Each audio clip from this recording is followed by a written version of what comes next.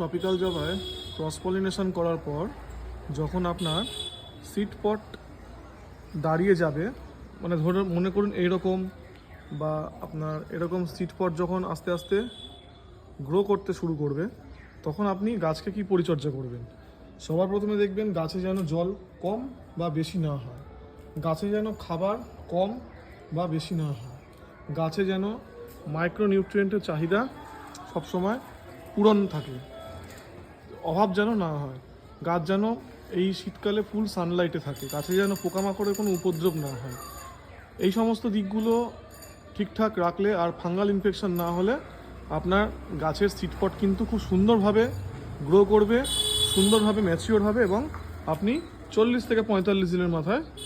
সিডপট আপনি পেয়ে যাবেন এবং তার থেকে বীজ পাবেন, যেমন এটা তৈরি হচ্ছে, এবং সেই বীজ থেকে তৈরি হয়ে যাবে নতুন প্রজাতির এক হাইব্রিড জবা, অবশ্যই সেটা জার্মিনেশন পদ্ধতির মাধ্যমে।